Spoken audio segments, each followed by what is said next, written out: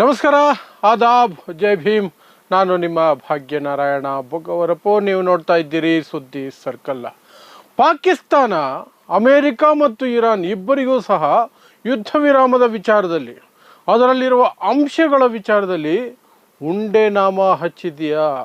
ಇಬ್ಬರಿಗೂ ಮೋಸ ಮಾಡಿ ತಾನೇನೋ ದೊಡ್ಡ ಸಾಧನೆ ಮಾಡಿದ್ದೀನಿ ಅನ್ನೋ ರೀತಿಯಲ್ಲಿ ಇಡೀ ಜಗತ್ತಿನ ಮುಂದೆ ಬಿಲ್ಡಪ್ ಕೊಟ್ಕೊಳ್ತಾ, ಆ ಕಾರಣಕ್ಕಾಗಿಯೇ ಪಾಕಿಸ್ತಾನ ಮಾಡಿದಂತಹ ಮೋಸದ ಕಾರಣಕ್ಕೆ ಅಥವಾ ಸುಳ್ಳುಗಳ ಏನು ಕತೆ ಕಟ್ಟಿತು, ಎರಡು ದೇಶಗಳಿಗೆ ಭಿನ್ನ ಭಿನ್ನ ಸುಳ್ಳುಗಳನ್ನು ಹೇಳಿ, ಆ ಕಾರಣಕ್ಕೆ ಇವತ್ತು ಅಮೇರಿಕ ಮತ್ತು ಇಸ್ರೇಲ್ ಯಾವುದೇ ರೀತಿಯಿಂದಲೂ ಸಹ ನಮಗೆ ಈ ಅಂಶಗಳು ಗೊತ್ತೇ ಇಲ್ಲ ಅಂತ ಹೇಳಿ ಹಿಜ್ಬುಲ್ಲಾ ಮೇಲೆ, ಲೆಬನಾನ್ ಮೇಲೆ ದಾಳಿ ಮಾಡುವಂತಹ ಪರಿಸ್ಥಿತಿ ನಿರ್ಮಾಣ ಆಗಿದೆ. ಈ ಕಡೆ ಇರಾನ್, ಅಯ್ಯೋ ನಮಗೆ ಈ ವಿಚಾರ ಗೊತ್ತೇ ಇರಲಿಲ್ಲ, ನಾವು ಅದಕ್ಕೆ ಅವಕಾಶ ಮಾಡಿಕೊಡೋದಿಲ್ಲ, ಲೆಬನಾನ್ ಮೇಲೆ ದಾಳಿ ಆದರೆ ಇಲ್ಲಿ ಹೊರ್ಮುಜ್ ಸ್ಟ್ರೈಟ್ ಬಂದ್ ಮಾಡ್ತೀವಿ, ಇಸ್ರೇಲ್ ಮೇಲೆ ದಾಳಿ ಮಾಡ್ತೀವಿ, ಮತ್ತೆ ಅರಬ್ ದೇಶಗಳ ಮೇಲೆ ದಾಳಿ ಮಾಡ್ತೀವಿ ಅಂತ ದಾಳಿಯನ್ನು ಮಾಡ್ತಾ ಇದೆ ಇರಾನ್.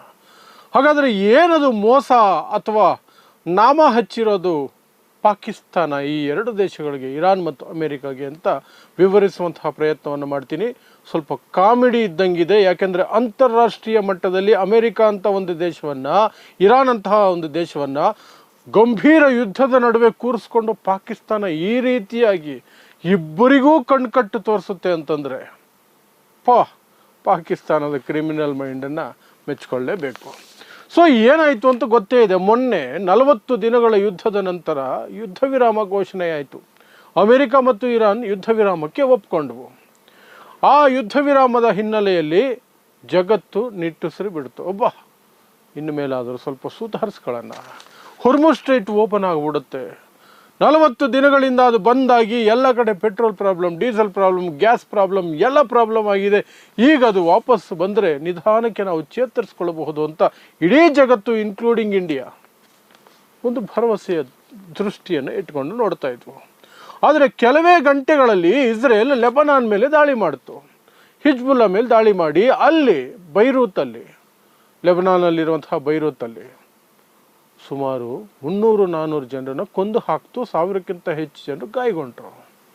ಆ ದಾಳಿ ನಡೆದಿದ್ದೇ ತಡ ಈ ಕಡೆ ಇರಾನ್ ಹೇಳ್ತು, ಇದನ್ನು ನಾವು ಸಹಿಸೋದಿಲ್ಲ, ದಿಸ್ ಇಸ್ ವೈಲೇಷನ್ ಆಫ್ ಸೀಸ್ ಫೈರ್ನ ವಿರುದ್ಧ ಇದು, ನಾವು ಹೊರ್ಮುಜ್ ಸ್ಟ್ರೈಟನ್ನು ಮತ್ತೆ ಬಂದ್ ಮಾಡ್ತಿದ್ದೀವಿ ಅಂತ ಬಂದ್ ಮಾಡಿಬಿಟ್ರು. ಆ ನಂತರ ಇಸ್ರೇಲ್ ಮೇಲೆ ದಾಳಿ ನಡೆಸಿದ್ರು, UAE ಮೇಲೂ ದಾಳಿ ನಡೆಸಿದ್ರು ಇರಾನ್ ಅವರು. ಆಗಲೇ ಗೊಂದಲಗಳು ಶುರುವಾಗಿತ್ತು. ಇಸ್ರೇಲ್ನ ಕೇಳಿದ್ರೆ ಲೆಬನಾನ್ಗೂ ಸೀಸ್ ಫೈರ್ಗೂ ಸಂಬಂಧನೇ ಇಲ್ಲ, ಅದು ಬೇರೆದೇ ಯುದ್ಧ, ನಾವು ಅವ್ರ ಜೊತೆ ಯುದ್ಧವನ್ನು ಕಂಟಿನ್ಯೂ ಮಾಡ್ತೀವಿ. ಹಿಜ್ಬುಲ್ಲಾವನ್ನು ಕಂಪ್ಲೀಟಾಗಿ ವೈಪ್ಔಟ್ ಮಾಡುವವರೆಗೂ, ನಾಶ ಮಾಡುವವರೆಗೂ ನಾವು ಅವ್ರ ಮೇಲೆ ಯುದ್ಧ ಮಾಡ್ತಾನೆ ಇರ್ತೀವಿ, ಸೀಸ್ ಫೈರಲ್ಲಿ ಅದಿಲ್ವೇ ಇಲ್ಲ ಅಂತ ಇಸ್ರೇಲ್ ಹೇಳ್ತು. ಅಮೇರಿಕನ್ ಕೇಳಿದ್ರೆ ಹೌದು, ಹಿಜ್ಬುಲ್ಲಾ ಎಲ್ಲಿದೆ ಸೀಸ್ ಫೈರಲ್ಲಿ ಅಂದರು. ಇರಾನ್ನ ಕೇಳಿದ್ರೆ ಹಿಜ್ಬುಲ್ಲಾ ಇದೆ, ಅದೇ ಮುಖ್ಯವಾದ ಅಂಶ. ಹಿಜ್ಬುಲ್ಲಾ ಮಾತ್ರ ಅಲ್ಲ, ನಮಗೆ ಸಂಬಂಧಪಟ್ಟಂತಹ ಯಾವುದೇ ಸಂಘಟನೆ ಎಲ್ಲೇ ಇದ್ದರೂ, ಬೇರೆ ಸಂಘಟನೆಗಳು ಏನೇನಿದಾವಲ್ಲ ಅವುಗಳನ್ನು ಮುಟ್ಟೋ ಹಾಗಿಲ್ಲ, ಅದು ಸೀಸ್ ಫೈರಲ್ಲಿದೆ ಅಂದರು.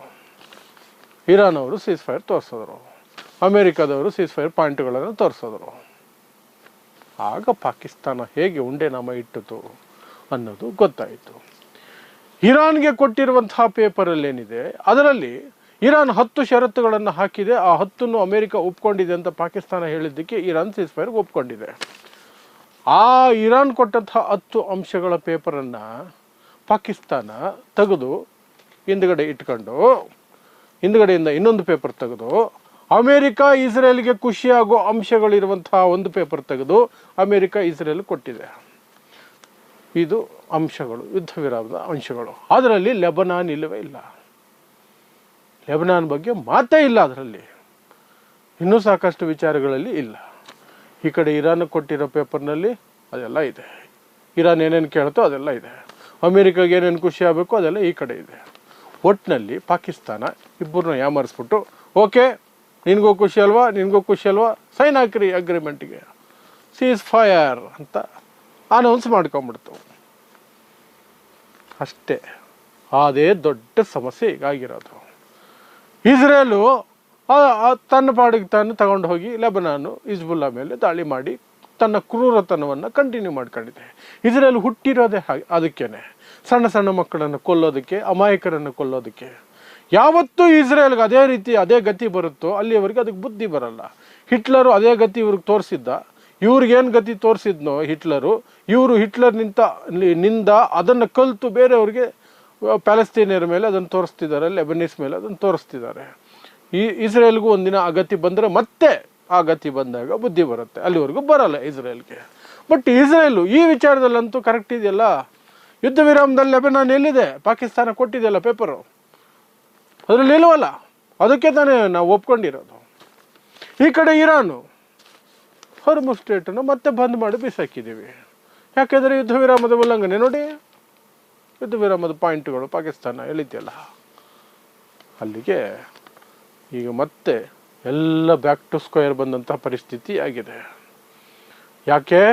ಪಾಕಿಸ್ತಾನದ ಕುತಂತ್ರ ಬುದ್ಧಿಯಿಂದ.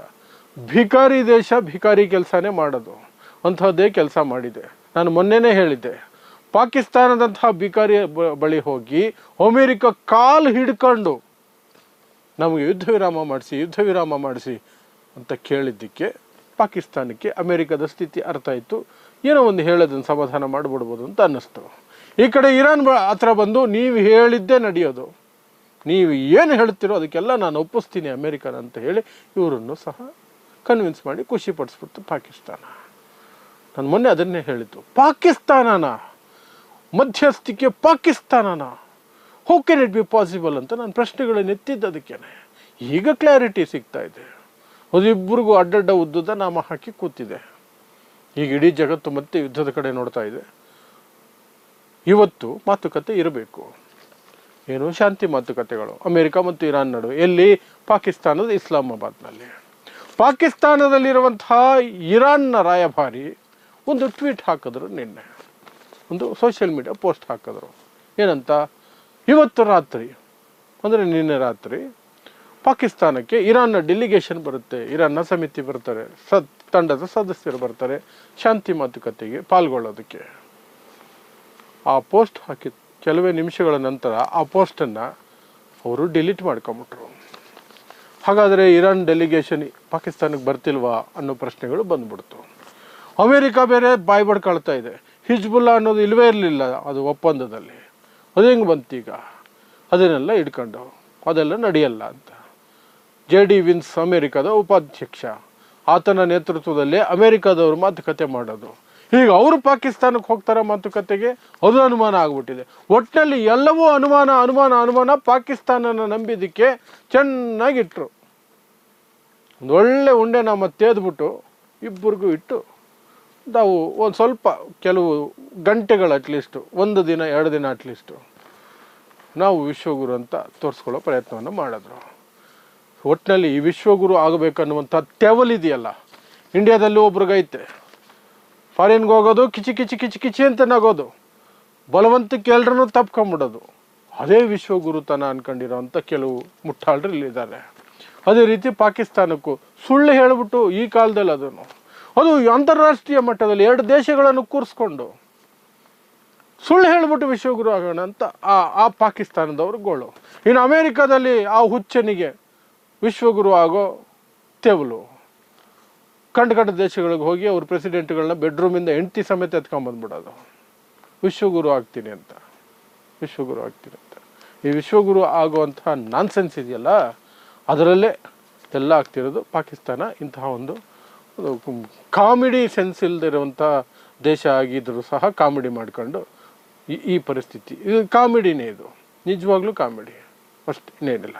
ಸೊ ಇದಿಷ್ಟು ಯುದ್ಧ ವಿರಾಮದ ಹೆಸರಿನಲ್ಲಿ ಉಂಡೆನಾಮ ಹಚ್ಚಿರುವಂಥದ್ದು ಪಾಕಿಸ್ತಾನ, ಇರಾನ್ ಮತ್ತು ಅಮೆರಿಕಾಗೆ, ಅದಕ್ಕೆ ಸಂಬಂಧಪಟ್ಟಂತಹ ವಿಚಾರಗಳು. ಇಂತಹದ್ದೇ ವಿಶೇಷ ಸುದ್ದಿಗಳಿಗಾಗಿ ನೋಡ್ತಾ ಇರಿ ಸುದ್ದಿ ಸರ್ಕಲ್. ನಾನು ನಿಮ್ಮ ಭಾಗ್ಯನಾರಾಯಣ ಬೊಗವರಪೋ.